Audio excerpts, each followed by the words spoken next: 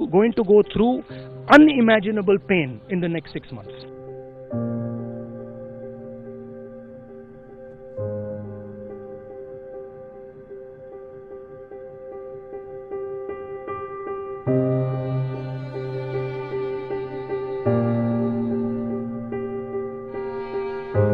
रविवार को शाम को 5 बजे 5 मिनट तक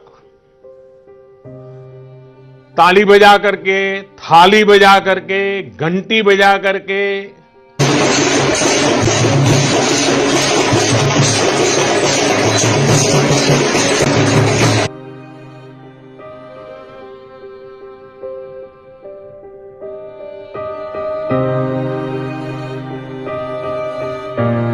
मुझे याद है पिछले साल फरवरी, मार्च, अप्रैल में दुनिया के कई नामी एक्सपर्ट्स और बड़ी बड़ी संस्थाओं ने क्या क्या कहा था। भविष्यवाणी की गई थी कि पूरी दुनिया में कोरोना से सबसे प्रभावित देश भारत होगा। आज भारत दुनिया के उन देशों में से है जो अपने ज्यादा से ज्यादा नागरिकों का जीवन बचाने में सफल रहा है। भारत की सफलता तो किसी एक देश की सफलता से आंकना उचित नहीं होगा।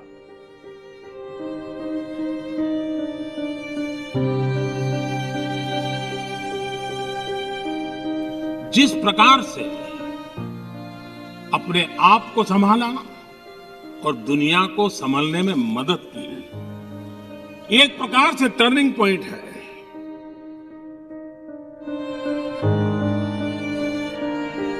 इस महामारी की शुरुआत भारत की स्थिति को लेकर पूरी दुनिया चिंतित थी, लेकिन आज कोरोना से भारत की लड़ाई दुनिया भर को प्रेरित कर रही है।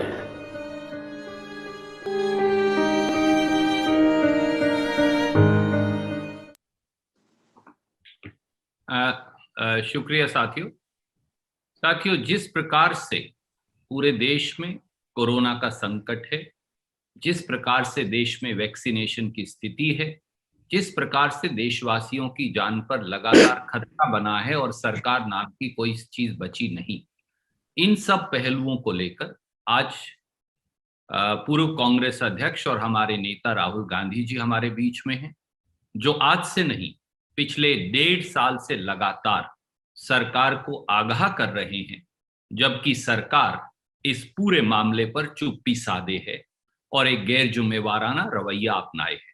मैं अब निवेदन करूंगा श्री राहुल गांधी जी से कि वो अपनी बात आपके समक्ष रखेंगे। श्री राहुल गांधी जी। थैंक यू रणदीप, धन्यवाद। मैं आप सबका, पत्रकारों को यहाँ स्वागत करता हूँ। जैसे रणदीप ने कहा, मैंने और बहुत सारे लोगों ने सरकार को कोरोना की वार्निंग दी, एक बार नहीं, नॉन स्टॉप, एक के बाद एक हमने बात दोहराई और सरकार ने हमारा मजाक उड़ाया। और जैसे आपने वीडियो में देखा, प्रधानमंत्री ने विजय डिक्लेयर कर दी, कोरोना को हरा दिया।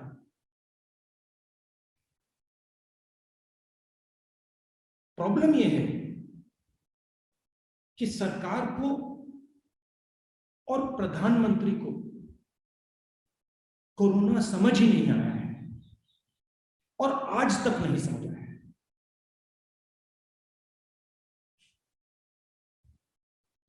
कोरोना सिर्फ एक बीमारी नहीं है, कोरोना एक इवॉल्विंग, बदलती हुई बीमारी है। जितना समय आप इसको देंगे, जितनी जगह आप इसको देंगे उतना खतरनाक ये बनता जाएगा। मैंने पिछले साल फरवरी में कहा, जगह बंद कीजिए, कोरोना को आप समय मत दीजिए, जगह मत दीजिए, दरवाजा बंद कीजिए। कोरोना की जगह रोकने का क्या तरीका है? कोरोना आक्रमण कैसे करता है?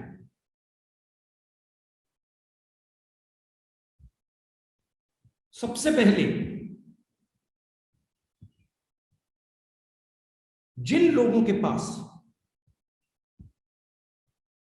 भोजन नहीं है, जो कमजोर हैं, उन पर यह आक्रमण करता है। कौन? हिंदुस्तान के गरीब। दूसरी तरफ जिनको कोमॉर्बिडिटीज हैं, जिनको डायबिटीज है, जिनको हार्ट डिजीज है, जो ओबीस हैं, उन पर आक्रमण करता है। और ये आस्ते आस्ते बदलता जाता है। जितनी आप इसको जगह देंगे ये बदलेगा बदलेगा बदलेगा और ज्यादा एफिशिएंट बनेगा। कोरोना के रोग को रोकने के 3-4 तरीके हैं।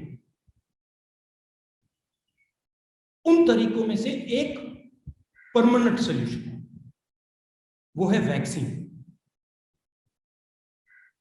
लॉकडाउन हथियार है, मगर इससे लोगों को कष्ट होता है, दुख होता है, दर्द होता है। तो ये सॉल्यूशन नहीं है और ये टेम्पररी सॉल्यूशन है। सोशल डिस्टेंसिंग टेम्पररी सॉल्यूशन है, मास्क टेम्पररी सॉल्यूशन है, वैक्सीन परमानेंट सॉल्यूशन है।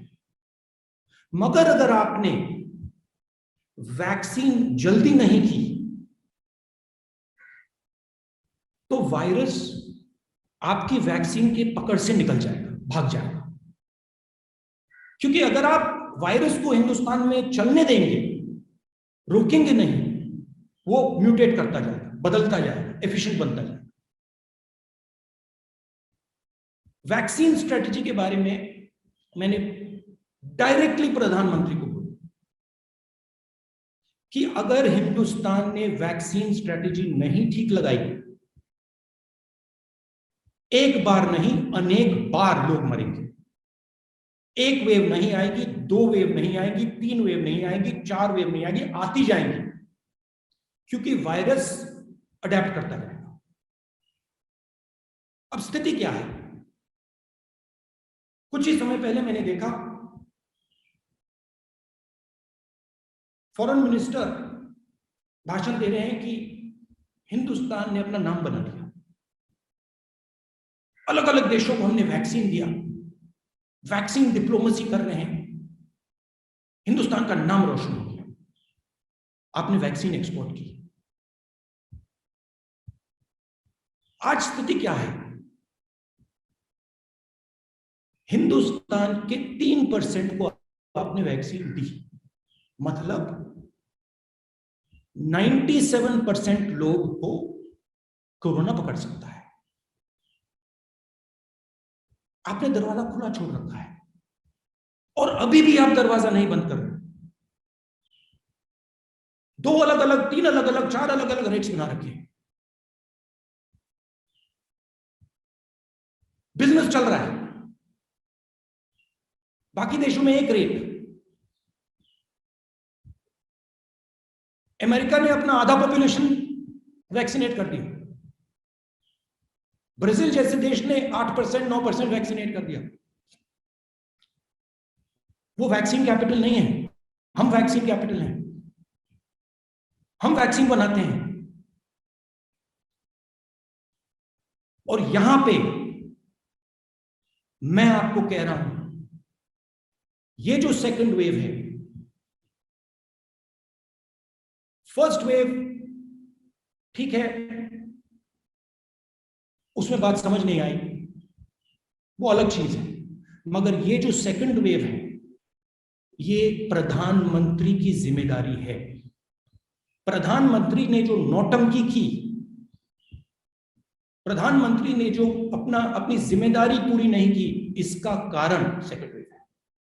और मैं देश को अभी बता रहा हूं, अगर वैक्सीनेशन इसी रेट पे चलता गया, मतलब आज के प्लान पे अगर आप चलें तो मई 24 में हिंदुस्तान की पूरी जनता का वैक्सीनेशन होगा। अगर इस रेट पे वैक्सीनेशन चलता गया तो थर्ड वेव आएगी, फोर्थ वेव आएगी, फिफ्थ वेव आएगी। क्यों आएगी? क्योंकि आपका वायरस बदल जाएगा, म्यूटेट कर जाएगा। तो फिर से मैं दोहरा रहा हूं, वैक्सीनेशन स्ट्रेटेजी के बारे में सोचिए, वायरस को समझिए और जिस प्रकार से आप काम कर रहे हैं उसको बदलिए, क्योंकि आपके काम करने के तरीके से लाखों लोग मरे हैं। और जो झूठ बोला जा रहा है, और मैं क्लियरली बता रहा हूं कि जो हमारी डेथ रेट है वो झूठ है और सरकार इस झूठ को फैला रही है। ये झूठ फैलाने का समय नहीं है। अगर हमें कोरोना से लड़ना है तो हमें सच्चाई समझनी पड़ेगी और सरकार को सच्चाई बतानी चाहिए। राजनीतिक मामला नहीं है, हिंदुस्तान के भविष्य का मामला है, हमारे लोगों की जान बचाने का मामला है। और सरकार को समझना चाहिए कि हम उनके दुश्मन नहीं हैं, विपक्ष उनका दुश्मन नहीं है। विपक्ष उनको इंडिकेशन दे रहा है, विपक्ष उनको रास्ता दिखा रहा है। अगर फरवरी में बात सुन ली होती तो लाखों लोग नहीं मरते। तो ये मैं आपको बताना चाहता था। आप सवाल पूछिए, अगर आप चाहते हैं अंग्रेजी में तो मैं अंग्रेजी में भी बोल देता हूं। Sir, if very briefly you can say in English, it will be helpful, sir, for those friends who come from southern part of the country. It is important to understand we are fighting a war with corona. So if you're fighting a war with something, you have to understand what it is. It is important to understand that corona is not a single disease. It is an evolving disease. It changes, it transforms. And the only way to stop corona is to remove the space within which it moves. To not give it time to move. There are some temporary ways to fight corona, and then there are permanent ways to fight corona. The temporary ways, what I consider to be a brutal way, but possibly required under certain circumstances, is what we are going through today. Lockdown in Delhi, lockdown in other parts of the country, social distancing, sanitization, masks. These are temporary measures and they do not stop the virus. They postpone the virus. They slow the virus down. So for example, when we get rid of the lockdown, the virus will start to work again. It will start to evolve again. It will start to redesign itself. The only permanent way we have of fighting the virus is a vaccine. And it is important to understand, the more time we give the virus, the more space we give the virus, the more likely it is to defeat our vaccine. The more likely it is to mutate and come in another form. And the tragedy is that the government is not understanding the nature of what they're fighting. The government is under the impression that they're fighting the opposition. When it comes to corona, we are on the government's side. I have been saying since February, please understand what you're facing. Understand what this will do to people who do not have enough calories. Give them food. Understand what will happen when those people go back home to the villages. Understand what happens to people with comorbidities. Understand the dangers of the mutation of this virus, not only to India, to the rest of the world. You're creating a liability for the whole planet. Why? because you are allowing 97% of the population to be attacked by corona. 3% of people have been vaccinated. Half of America is vaccinated. 10%, 8 to 10% of Brazil is vaccinated. What are you doing? You're helping the virus. You're telling the virus, we are not going to vaccinate our population. Do your work, evolve, mutate, so you can kill more people. 3% of India is vaccinated. Multiple different prices for the vaccination. Different people paying different things. Speculation going on vaccines. At what cost? I'm 100% certain that every single journalist who's watching this press conferences and the press conference has lost somebody. The government is responsible. The Prime Minister is responsible. Clap your hands. Shine your mobile phone. We have defeated corona. It's a fundamental misunderstanding of what is going on. It's ignorance. And what I'm again requesting the government, get your vaccination strategy in order. Do not give the virus space to mutate. It is going to kill again. Lockdown is a temporary solution. The moment you open lockdown, the virus will prepare itself.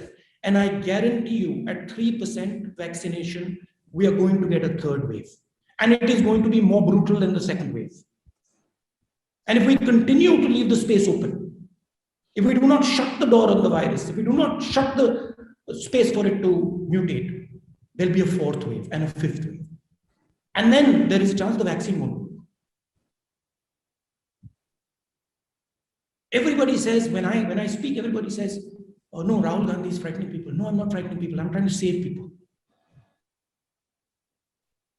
When I spoke in February, I was trying to save my country people. I was scared for them. I was worried for them. I didn't want to see what I had to see over the last 2-3 months. And so as journalists, it is your duty to put pressure on the government. Don't lie about the number of people who died. You're lying. No. You're lying. You're lying to the people of India. Because, and when you lie, you give the virus space. When you don't tell the truth, you give the virus space. Stop giving the virus space. Thank you. Thank you, sir. We'll take questions one by one. Can I start with the news agency PTI? Mr. Sanjeev, if you can come in, please unmute Sanjeev ji.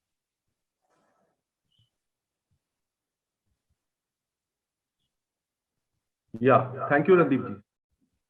Morning, Rahul ji. I hope you're doing good. I'm okay. Yeah, Rahul ji, as you said, going by the current rate of vaccinations, it will take a long time for a majority population to get vaccinated. Where would that leave India in the wake of a third wave, which experts are predicting would come in the next 6 months? Would India continue to remain vulnerable and protected? Many experts have also said that India opened up vaccinations for adults too soon, and this derailed the ongoing drive for priority groups.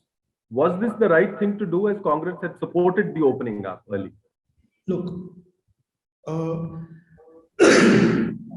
have spoken since February. I've been speaking to expert after expert after expert on corona, and I've been trying to understand what it is and how we deal with it. Please understand that if you allow 97% of people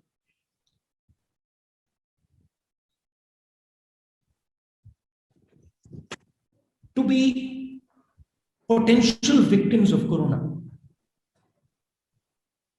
your vaccine will not work. Because by the time you have come to 10, 15, 20% vaccination, the virus will have mutated. It will have gone somewhere else. The disease that is attacked in the second wave is a different disease than the disease that attacked in the first wave. we are lucky right now that this second disease is still under the umbrella of the virus. The third disease or the fourth disease that comes might not be. And it might be a much more dangerous disease, as the second disease was much more dangerous disease than the first disease. They all call corona, but they behave differently. So what corona is doing, it is testing, it is dynamic, and it is moving, it's learning. And what we have to do is we have to stop the space for it to learn. You have to make sure that your vaccination numbers shoot up. If you do not vaccinate at a much more dramatic rate, your vaccination potentially will not go.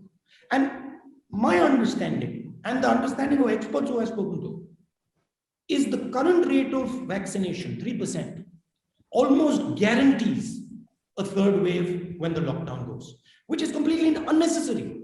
Because if your vaccination was at 20, 30, 40, 50, 60%, you wouldn't have a third wave. You certainly wouldn't have a fourth wave and a fifth wave. Now, the problem is there is no strategy. The Prime Minister doesn't think strategically. He's an event manager. He thinks one event at a time. So for him, if people say, we want these people to be vaccinated, suddenly makes an event and says, yes, let's get these people to be vaccinated. If we want this to happen, suddenly makes an event and says, let's make this. You don't need events now. Events are going to kill people. You need a strategy. And what's the aim of the strategy? Shut the space for corona. Don't close the space. Wherever you find corona can go, shut it down. Use a vaccine, use social distancing, use masks, use whatever you can, but shut the space down. The more time you leave, the more space you leave for the virus, the more dangerous it's going to become. It's going to keep improving. Thank you, sir. Can I go to Siddharth from ANI? Siddharth, please come in. नमस्कार sir. Sir मेरा सवाल आपसे ये है, आपके जो death rate है, जो मौत के आंकड़े हैं, वो गलत हैं, वो झूठे हैं। तो क्या आपको लगता है कि इसमें कई कांग्रेस शासित राज्य भी हैं, कई ऐसे राज्य भी हैं जहां आप लोगों की सरकार है, सपोज महाराष्ट्र है, पंजाब? मैंने अपने चीफ मिनिस्टर से पर्सनली बात की है और मैंने उनसे कहा कि देखिए, झूठ बोलने से नुकसान होगा। जरूर डेथ रेट सच्ची दिखेगी तो लोगों को डिस्टर्बेंस होगी जरूर, मगर रियलिटी को एक्सेप्ट करना पड़ेगा, क्योंकि अगर हम रियलिटी को एक्सेप्ट नहीं करेंगे, हम वायरस को रोक नहीं पाएंगे। तो मैंने छत्तीसगढ़ चीफ मिनिस्टर से, बाकी चीफ मिनिस्टर से बात की और कहा, देखिए आप लोग सच्चाई रखिए, क्योंकि सच्चाई हमारा दोस्त है। सच्चाई से हमें फीडबैक मिल रहा है, सच्चाई हमारी मदद करेगी। अगर कोरोना से लड़ना है तो सच्चाई हमारा दोस्त है।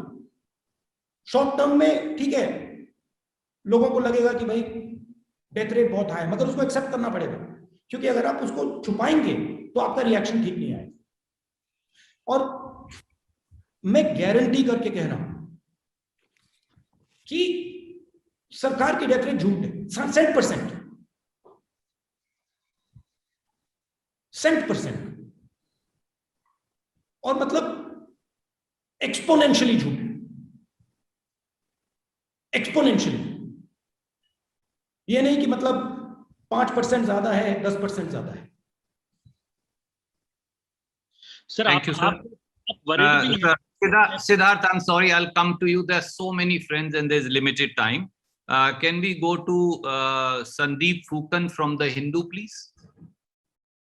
Yeah, Mr. Gandhi, can you hear me? Yeah, thank you. I hope you're doing well. My question relates to a comment made by the government's top COVID advisor, Dr. V.K. Paul. He said that, from January to April, the center was managing the vaccination policy and everything seemed to have moved smoothly. but all of you, as in the opposition, the state governments, they insisted on giving more power to the state governments. And the result is that from the first May rollout, when all adults were opened up for vaccination, things have not done well. So essentially, he's blamed the states for the current vaccination issues that we have. Look, I mean, this is the Prime Minister does this all the time, right? You're the Prime Minister, the buck stops with you. It's the bottom line is you're responsible. Why is only 3% of India vaccinated? Did the government of Chhattisgarh export vaccines? No, the Prime Minister of India exported vaccines because he fundamentally misunderstood what's going on. He was living in some other world, in his little bubble. Vaccine diplomacy. It's insanity. See, the problem is he gets no feedback. Nobody talks to him. So the ship is moving without any idea of what's going on. And then blame game, it's the states. Did Chhattisgarh export vaccines? I don't remember the Chief Minister of Chhattisgarh saying, we're going to do vaccine diplomacy and we're sending them abroad now. And giving me a list of countries where they've sent vaccines. Did the Chhattisgarh government order vaccines in beginning of this year? Indian government ordered vaccines. Why didn't they order vaccines when we were saying in February? America ordered them in June. The number of vaccines. We have nowhere near enough vaccines. So, I mean, look, I don't want to get into a blame situation. All I want to say is that I fear what is coming. Right? And as the Prime Minister of India, he needs to say, okay, we need to make sure there's no third wave.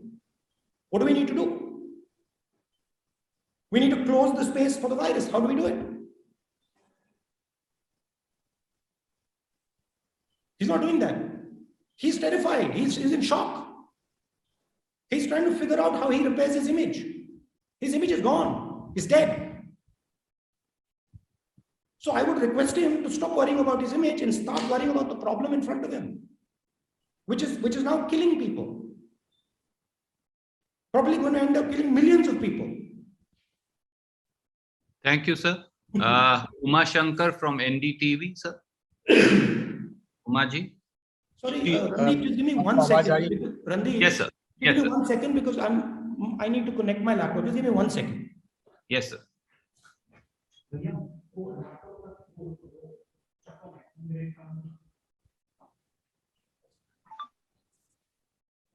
Yeah. Yeah, Uma Shankar ji, please ask your question. जी, आपको आवाज आ रही है मेरी? आपकी सेहत ठीक है अब? ठीक है जी। मेरा सवाल ये है कि अभी आपने बहुत जोर दिया इस बात पर कि वैक्सीन नीति को लेकर सरकार ने काफी हीला हवाले की, काफी देर किया। अब तो देर हो चुकी है और हम देख रहे हैं कि किस तरह से सरकार लगातार कोशिश कर रही है। अभी भी हमारे विदेश मंत्री अमेरिका में हैं और अमेरिका से भी वैक्सीन हासिल करने की कोशिश हो रही है, लेकिन इन सब बातों में देर हो चुकी है, इसमें कोई शक नहीं है। तो किस तरह का एक संतुलन आप सजेस्ट करेंगे सरकार को, जैसा कि आप लगातार सुझाव देते रहेंगे कि कितना परसेंट लॉकडाउन हो, कितना परसेंट अब जैसे वैक्सीन डिले हो रहा है तो क्या कैसे इस कमी को पूरा किया जाए, क्योंकि वो जल्दी मिलने से रहा वैक्सीन, अब ये एक सच्चाई है। नहीं देखिए, हम ये सच्चाई नहीं है, क्योंकि हम दुनिया के वैक्सीन कैपिटल हैं।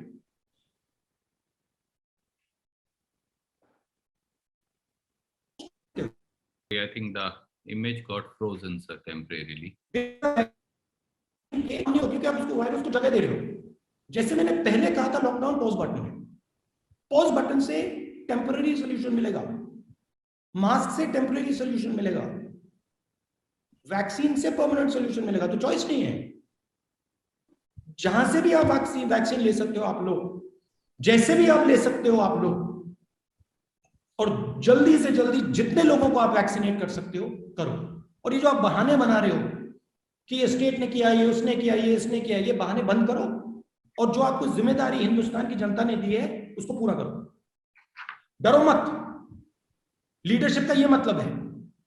लीडरशिप का ये मतलब नहीं होता कि भैया मैं काम नहीं कर पाया तो उसकी गलती, उसकी गलती, उसकी गलती, उसकी गलती। Buck stops with the prime minister. अब आप लीडर बनने का समय आया आपका, बनो, कहो कि हाँ मैं करूंगा, मैं वैक्सीन दिलवाऊंगा, कैसे भी करूंगा, मैं करूंगा। दम दिखाओ अपना, डर भूलो। Thank you sir. Vijay Lakshmi from India TV. Vijay Lakshmi ji. और सॉरी एक और बात, कैसे हैं राहुल जी आप? Sorry Vijay just wait please. और सबसे जरूरी बात, जो आपकी मदद करने की कोशिश कर रहे हैं, जो आपको सच्चाई बता रहे हैं, चाहे वो विपक्ष के लोग हों, चाहे वो अलग अलग स्टेट्स के चीफ मिनिस्टर हों, चाहे वो आपके ब्यूरोक्रेट्स हों, चाहे वो आपके डीएम हों, उनकी बात सुनिए, बात समझिए। इंफॉर्मेशन आपके पास नहीं है, इंफॉर्मेशन को ढूंढिए और टाइम जाया मत कीजिए। ये मत सोचिए जैसे आपने पिछली वेव में सोचा था कि हमने हरा दिया, क्योंकि फिर से आएगा। और जब आप कहेंगे कि हाँ भैया सेकंड वेव के बाद हमने हरा दिया, थर्ड वेव आएगी।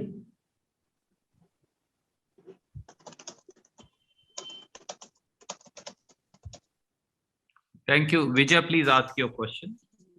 Thank you Randeep sir.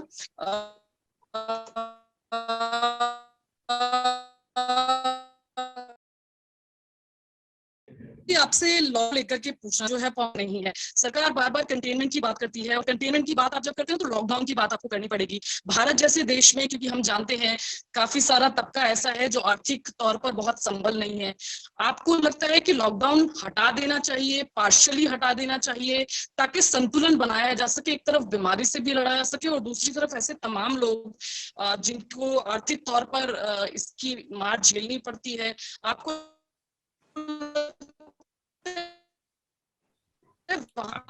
देखिए ये hello sorry, I think you got the question sir. वो उनका लिंक टूट गया है। देखिए ये सिंपलिस्टिक फ्रेमवर्क आपने दिया है। लॉकडाउन लगाना चाहिए, नहीं लगाना चाहिए। लॉकडाउन को hello Vijay please wait, let him answer. Lockdown लगाना चाहिए, लॉकडाउन नहीं लगाना चाहिए। लड़ाई में स्ट्रेटजी की जरूरत होती है। लड़ाई में अलग अलग हथियार होते हैं, अलग हथियार के अलग कैपेबिलिटीज होती हैं, और सब हथियारों को इफेक्टिवली यूज करना चाहिए। ये कहना कि भैया लॉकडाउन हटाओ, लॉकडाउन नहीं हटाओ, अरे भाई स्ट्रेटजी क्या है, ओवरऑल स्ट्रेटजी क्या है? अगर आपके पास लड़ाई लड़ने की ओवरऑल स्ट्रेटजी नहीं है तो लॉकडाउन लगाओ नहीं लगाओ उसका कोई मतलब नहीं। आप ओवरऑल स्ट्रेटजी बनाइए। आपके पास टूल्स हैं, औजार हैं, आप कर सकते हो। आप नहीं कर रहे हो। वैक्सीनेशन की प्रिपरेशन आपने पिछले साल शुरू कर देनी थी। मैंने कहा था, मैंने ट्वीट किया आपको, प्रधानमंत्री को, कि प्लीज वैक्सीनेशन स्ट्रेटेजी इज की, बिकॉज दैट इज द उसी से रोका जा सकता है। आपके लोगों ने मजाक उड़ाया मेरा। तो माइंडसेट ये होना चाहिए कि अब हम लड़ रहे हैं और हमारे सब हथियारों को हमें इफेक्टिवली यूज करना है। लॉकडाउन भयंकर हथियार है, ब्लंट वेपन है। उससे जितना फायदा होता है उतना नुकसान होता है। किस प्रकार से आप लॉकडाउन के बारे में सोच रहे हो? National lockdown, state lockdown, localised lockdown, district lockdown? तो ये प्रधानमंत्री को एक ग्रुप बनाना चाहिए। वॉर ग्रुप कह दो, कोरोना फाइट ग्रुप कह दो, रोज उसके साथ मीटिंग होनी चाहिए, उसमें स्टेट्स का इनपुट आना चाहिए, उसमें एक्सपर्ट्स का इनपुट आना चाहिए और रोज स्ट्रेटेजी को इंप्लीमेंट होना चाहिए। यहां कुछ नहीं हो रहा है। यहां पे मतलब बंगाल में इलेक्शनियरिंग हो रही है, मैस इवेंट्स हो रहे हैं, करोड़ों लोगों को आपने कुंभ मेला में मतलब घुमा दिया, आपने ये भी नहीं सोचा होगा क्या। तो स्ट्रेटेजी की जरूरत है। Thank you sir. Can we go to Arun from News 18? Hello Rahul ji, Yes, can sir. you hear me? Good afternoon. कुछ महीने पहले आपकी एक प्रेस कॉन्फ्रेंस हुई थी और इस प्रेस कॉन्फ्रेंस में आपने कहा था कि हम कोरोना को तब हरा पाएंगे जब हम वायरस के आगे दौड़ेंगे, वायरस का पीछा करते हुए हम इसको कभी नहीं हरा सकते। हाँ। कितने महीने गुजर गए, आपको लगता है कि जो सरकार कह रही है कि वैक्सीनेशन इतने बड़े पैमाने पर हो रहा, 20 करोड़ लोगों को हमने वैक्सीनेशन कर दिया, हमने रणनीति बनाई, हम इसको रोक रहे हैं, तमाम मेजर्स लिए, आपको लगता है कि इन मेजर्स के लेने के बाद भी क्या अभी भी हम कोरोना के पीछे ही भाग रहे हैं या कोरोना से थोड़ा नजदीक पहुंचे हैं? सरकार को कोरोना का नेचर ही नहीं समझ आया। आज तक प्रधानमंत्री को कोरोना का नेचर नहीं समझ आया, क्योंकि अगर सरकार को, प्रधानमंत्री को कोरोना का नेचर समझ होता तो उनकी अप्रोच होती कि वायरस की जगह बंद करो, ये कहां कहां भागता है इसको बंद करो, और अलग अलग टूल्स हैं उनको यूज करो, अलग अलग औजार हैं उनको यूज करो। ये थिंकिंग ही नहीं है। अरे भाई, आप भाषण दे रहे हो बंगाल में, आपके सामने लाखों लोग खड़े हैं,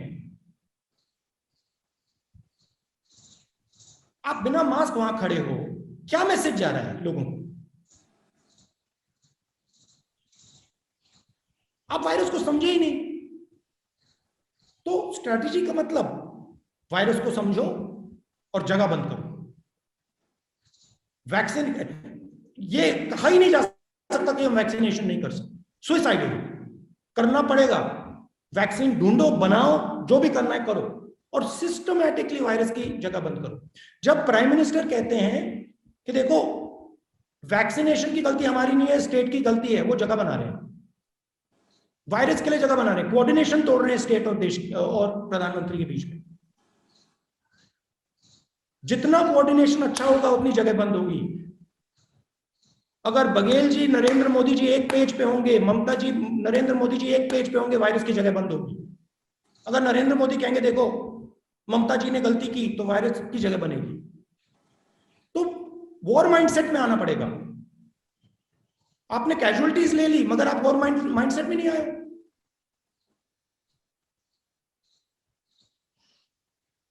Thank you, sir. Sir, I know that there is limited time, but we'll take one or two questions more. आज तक इंडिया टुडे से आनंद पटेल जी।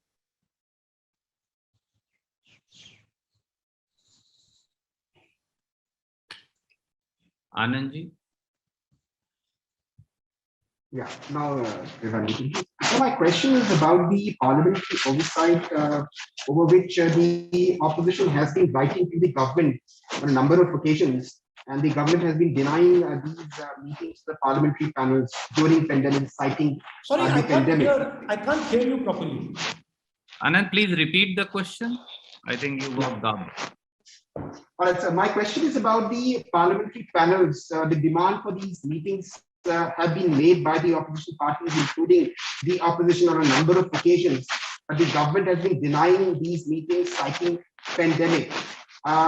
We've seen at least a couple of these parliamentary panel reports recommending the government to ramp up oxygen supplies, to increase manufacturing of the vaccines much ahead of the second wave of pandemic. My question is, do you think that these panels have lost relevance?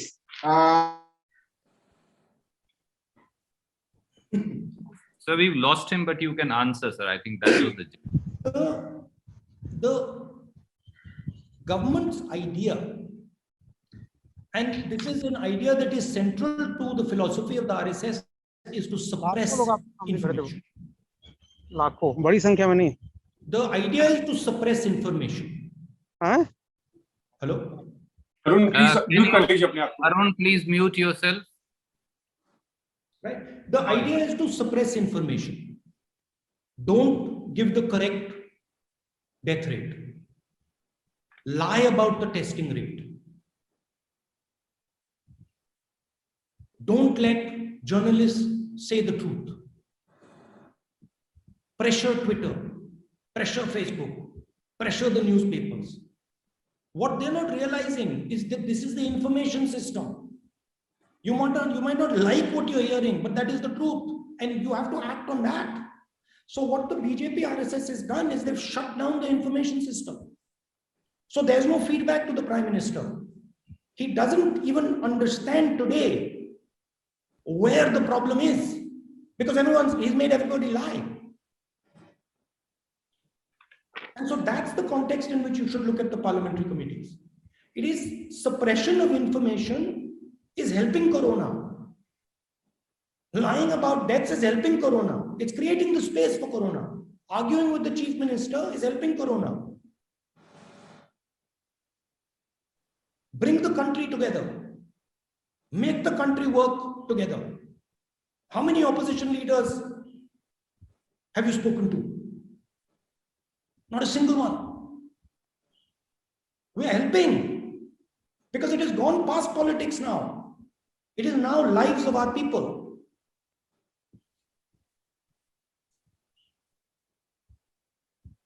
Thank you, sir. Can we have Aditi from the Tribune, please? Aditi Tandonji from the Tribune. Yes. Aditi ji, please. Unmute yourself. Hello, Mr. Gandhi. Can you hear me? Yes.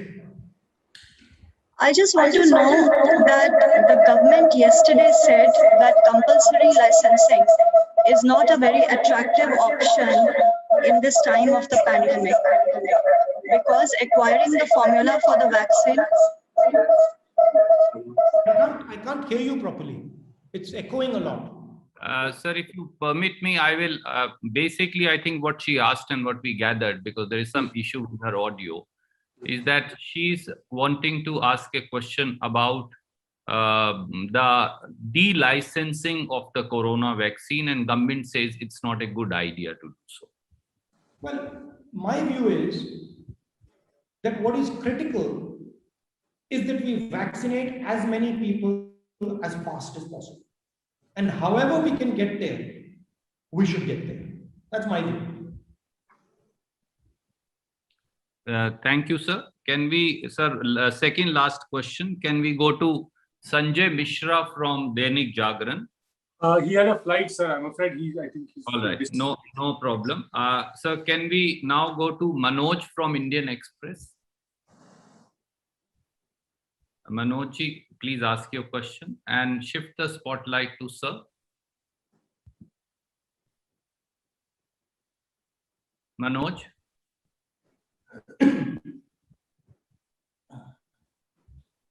I think he's not able to connect audio, sir. So we'll, can we go to Pallavi from IBN? Unmute yourself. Please unmute Pallavi from IBN. Unmute yourself. Okay. I hope you're good. You were talking about that image. You were also talking about how people accuse you of threatening the government and you're trying to save. I'm talking in the context of our External Affairs Minister, Mr. Jaishankar, and he yesterday said that, whenever the opposition party starts questioning, they're actually a conspiracy. And he says it's a conspiracy to derail and dent the image of India. I mean, you see, this is I understand that the foreign minister has to say this, and he's forced to say this by the Prime Minister. I understand that. But this is precisely the type of thing, right? That reflects the ignorance. See, the opposition is the warning system. In any democracy, we are the ones who bring the information that the government doesn't have access to. That's what our job is. Right? In February last year, I said, listen, we got a problem. And instead of saying, wait a minute, there might be some truth to this, they say there is a conspiracy against India. The conspiracy against India is a conspiracy of ignorance. That is, they're deeply embedded in the government of India and in the Prime Minister. Right? And they have to understand that everybody in this country is trying to help. Every single person right now, because we have gone beyond politics now. The millions of people are going to die. Right? So this frame is wrong. The frame has to be okay. We're all fighting this together now. And somebody in the opposition just said that. Let me think about it. Maybe there's something to it. Let me act on it. Right? Just a few months ago, I saw a talk of the foreign minister. I think it was in the India Today conference, saying what a great job they've done in giving vaccines to the rest of the world. That India, soft power, right? Fundamental misunderstanding of what's going on, fundamental misunderstanding of power, fundamental misunderstanding of India's place in the world. That's the problem. And the other problem is that you think everything is a conspiracy. Thank you, sir. Sir, I think we've taken plenty of questions and there are plenty more, so we will probably take them another time. There is one question, if you may permit, Janendra from ABP. Janendra, will you please come in? शुक्रिया रणदीप जी। राहुल जी, मेरा सवाल आपसे ये है कि पिछले दिनों में आपने ट्विटर पर कोविड को मोविड लिखा था। पिछले दिनों जो विवाद हुआ, बीजेपी ने जो एक कथित टूल किट जारी किया और बीजेपी का आरोप था कि ये कांग्रेस का टूल किट है। आपको मालूम है कि बीजेपी ने आरोप लगाया है आपकी पार्टी पर, आप पर, कि आप लोग देश की छवि को बदनाम कर रहे हैं। आपने कोविड को मोविड लिख दिया। सर पूरा हो जाने दीजिए सवाल। इंडियन स्ट्रेन कहा, तो आरोप यह है कि आप और आपकी पार्टी राजनीति कर रहे हैं महामारी के वक्त और देश की छवि तक का ख्याल नहीं रख रहे। ये आरोप है बीजेपी का। तो ये आरोप और जो टूल किट विवाद जो है, इसको भी अगर आप अपने जवाब में समेट लें तो बेहतर होगा। शुक्रिया। ये तो टूल किट की बात तो सरासर झूठ है और ये तो इनका इन्वेंशन है। मगर जब मैंने मोविड लिखा, मैं सीरियसली बात कर रहा था। मेरा कहना था कि अगर मोदी जी के एक्शंस अलग होते तो सिर्फ कोविड होता, मगर मोदी जी के एक्शंस ने कोविड को बढ़ाया और कोविड को एक नया रूप दिया। इसलिए मैंने मोदी जी के नाम का पहला अक्षर और कोविड को जोड़ दिया। उसमें मेरा मैसेज यह था कि हिंदुस्तान के प्रधानमंत्री ने कोविड को मदद की, कोविड को के लिए जगह बनाई। कैसे? अपने एक्शंस के थ्रू। जब प्रधानमंत्री कह रहे थे थाली बजाओ और लोग एक साथ नाच रहे थे थाली बजाकर, प्रधानमंत्री ने एक जगह बनाई। जब प्रधानमंत्री बंगाल गए इलेक्शन रैली के बाद, इलेक्शन रैली में बिना मास्क उन्होंने मैसेज दिया, नरेंद्र मोदी जी कोविड के लिए जगह बना रहे थे। जब नरेंद्र मोदी जी वैक्सीनेशन स्ट्रेटेजी नहीं की तो नरेंद्र मोदी जी कोविड की जगह बना रहे थे। इसीलिए मैं कह रहा हूं कि हां, कोविड की मदद नरेंद्र मोदी जी ने की, इसलिए मैं मोदी जी के पहले अक्षर को कोविड से जोड़ रहा हूं, मोविड। Thank you so much, sir. There are lots of friends who've been waiting, and I'm sure there will be another time now that you are feeling better, and we will come back to you. मैं Akhil Bharatiya Congress committee की ओर से और राहुल जी की ओर से आप सबका बहुत बहुत शुक्रिया करता हूं और उम्मीद करता हूं कि आप सब स्वस्थ रहें, आपका परिवार स्वस्थ रहे